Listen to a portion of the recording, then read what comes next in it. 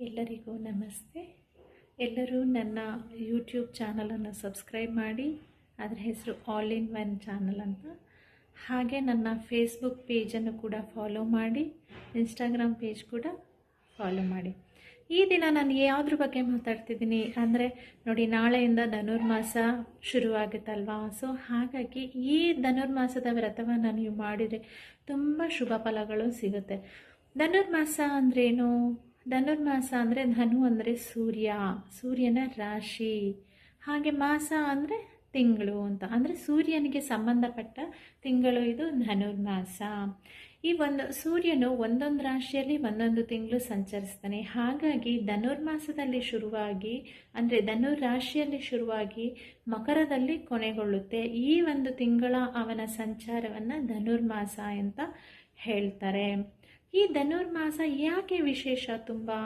ಈ ಧನುರ್ಮಾಸದಲ್ಲಿ ಯಾರನ್ನ ತುಂಬ ಪೂಜೆ ಮಾಡಬೇಕು ಅಂದರೆ, ಧನುರ್ಮಾಸದಲ್ಲಿ ಭಗವಾನ್ ಶ್ರೀ ವಿಷ್ಣುವಿಗೆ ಸೇರಿದಂಥ ತಿಂಗಳು. ಅವನನ್ನು ಹೆಚ್ಚು ಪೂಜಿಸಿದರೆ ನಿಮಗೆ ತುಂಬ ಶುಭ ಫಲಗಳು ದೊರೆಯುತ್ತೆ. ನೋಡಿ, ಭಗವದ್ಗೀತೆಯಲ್ಲೇ ಶ್ರೀಕೃಷ್ಣ ಏನು ಹೇಳಿದ್ದಾರೆ ಅಂದರೆ, ನಾನು ಈ ಧನುರ್ಮಾಸದಲ್ಲಿ ಮಾರ್ಗಶಿರ ಮಾಸದಲ್ಲಿ ಪ್ರಕಟಗೊಳ್ಳುತ್ತೀನಿ. ಈ ಮಾಸದಲ್ಲಿ ಯಾರೆಲ್ಲ ನನ್ನ ವ್ರತವನ್ನು ಭಕ್ತಿ ಶ್ರದ್ಧೆಯಿಂದ ಮಾಡ್ತಾರೋ ಅವ್ರಿಗೆ ನನ್ನ ಪೂರ್ಣ ಫಲ ದೊರೆಯುತ್ತದೆ ಅಂತ ಹೇಳಿದ್ದಾರೆ. ಹಾಗಾಗಿ ಆಗಿನ ಕಾಲದಲ್ಲೇ ಆ ಶ್ರೀಕೃಷ್ಣ ಹೇಳಿದಾಗಿಂದನೇ ಋಷಿ ಮುನಿಗಳೆಲ್ಲ ಈ ಧನುರ್ಮಾಸನ ವಿಷ್ಣು ಭಗವಂತನಿಗೆ ಅಥವಾ ಎಲ್ಲ ದೇವಾನುದೇವತೆಗಳಿಗೆ ಸಮರ್ಪಣೆ ಮಾಡಿದ್ದಾರೆ. ಈ ಧನುರ್ಮಾಸದಲ್ಲಿ ಯಾರ್ಯಾರು ಎಲ್ಲ ದೇವತೆಗಳನ್ನು ಶ್ರದ್ಧೆ ಭಕ್ತಿಯಿಂದ ಪೂಜಿಸ್ತಾರೋ ಅವ್ರಿಗೆಲ್ಲ ಸಂಪೂರ್ಣ ಫಲಗಳನ್ನು ನೀಡ್ತಾರೆ. ಈ ಧನುರ್ಮಾಸ ವ್ರತನ ಹೇಗೆ ಆಚರಿಸೋದು ಅಂತಂದರೆ, ಧನುರ್ಮಾಸದಲ್ಲಿ ಬೆಳಗಿನ ಜಾವನೇ ಎದ್ದೊಳ್ಬೇಕು. ಏನಕ್ಕೆ ಅಂದರೆ, ಧನುರ್ಮಾಸದಲ್ಲಿ ದೇವರುಗಳೆಲ್ಲ ಬ್ರಾಹ್ಮಿ ಮುಹೂರ್ತಕ್ಕೆ ತುಂಬ ಒಂದು ಪ್ರಾಮುಖ್ಯತೆಯನ್ನು ಕೊಟ್ಟಿದ್ದಾರೆ. ಸೊ ಹಾಗಾಗಿ ಎಲ್ಲರೂ ಬ್ರಾಹ್ಮಿ ಮುಹೂರ್ತದಲ್ಲಿ ಎದ್ದು, ಬ್ರಾಹ್ಮಿ ಮುಹೂರ್ತ ಅಂದರೆ ಬ್ರಹ್ಮನಿಗೆ ಸಂಬಂಧಪಟ್ಟಂಥ ಮುಹೂರ್ತ, ಬೆಳಗಿನ ಜಾವ 3:30ಯಿಂದ 5:30ವರೆಗೂ ಈ ಬ್ರಾಹ್ಮಿ ಮುಹೂರ್ತ ಇರುತ್ತೆ. ಈ ಸಮಯದಲ್ಲೇ ಎಲ್ಲರೂ ಎದ್ದು ಸ್ನಾನಾದಿಗಳನ್ನು ಮುಗಿಸಿ ಪೂಜಾ ಕ್ರಮಗಳನ್ನು ಮಾಡಿದರೆ ತುಂಬ ಒಳ್ಳೆ ಫಲಗಳನ್ನು ನೀವು ಪಡೆಯಬಹುದು.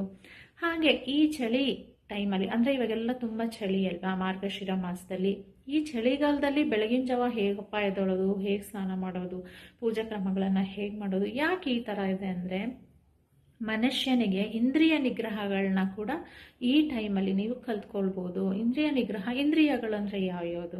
ಎಲ್ಲ ಪಂಚೇಂದ್ರಿಯಗಳಿದೆಯಲ್ವಾ, ಪಂಚೇಂದ್ರಿಯಗಳನ್ನ ನಾವು ಒಂದು ಕಂಟ್ರೋಲ್ನಲ್ಲಿ ಇಟ್ಕೋಬೇಕಂದ್ರೆ ಈ ಟೈಮಲ್ಲಿ ನೀವು ವ್ರತನ ಮಾಡಿದ್ರೆ ಆಗ ಕಂಟ್ರೋಲ್ ಮಾಡೋದಕ್ಕೆ ಕೂಡ ನಿಮಗೆ ಸಾಧ್ಯ ಆಗುತ್ತೆ. ಚಳಿಗಾಲದಲ್ಲಿ ಆ ಚಳಿನ ತಡ್ಕೊಳ್ಳೋದು ಅಂದರೆ ಸ್ಕಿನ್ಗೆ ಮಹತ್ವ ಪಟ್ಟಂಥ ಒಂದು ವಿಷಯ ಇದು.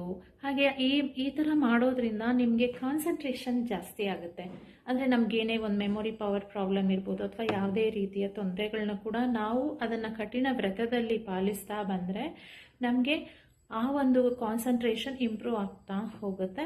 ಅದೇ ಕಾನ್ಸಂಟ್ರೇಷನ್ನ ಮುಂದೆ ಕೂಡ ನಿಮ್ಮ ಜೀವನದಲ್ಲಿ ಬರೋವಂಥ ಯಾವುದೇ ಸಮಸ್ಯೆ ಬರ್ಬೋದು, ಯಾವುದೇ ತೊಂದರೆಗಳನ್ನು ಕೂಡ ನೀವು ನಿವಾರಣೆ ಮಾಡ್ಕೊಳ್ತಾ ಹೋಗ್ಬೋದು. ಹಾಗಾಗಿ ಈ ವ್ರತದ ಒಂದು ಆಚರಣೆ ಮಾಡೋದ್ರಿಂದ ತುಂಬ ಒಳ್ಳೆಯದು.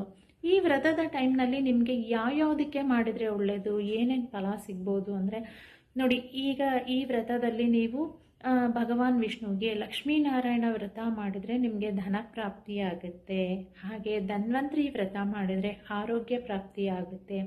ಶತ್ರುಬಾಧೆ ನಿವಾರಣೆಗಾಗಿ ನೀವು ಭಗವಾನ್ ಸುದರ್ಶನ ಮಂತ್ರವನ್ನು ಹೇಳ್ಕೊಂಡು ಸುದರ್ಶನ ವ್ರತವನ್ನು ಮಾಡಿದರೆ ನಿಮಗೆ ಶತ್ರು ನಿವಾರಣೆ ಆಗುತ್ತೆ. ಹಾಗೆ ಕಾತ್ಯಾಯಿನಿ ಗೋದಾದೇವಿಯ ವ್ರತ ಮಾಡಿದ್ರೆ ಉತ್ತಮ ಪತಿ ದೊರಕೋದಕ್ಕೆ ನಿಮಗೆ ಸಹಾಯ ಆಗುತ್ತೆ.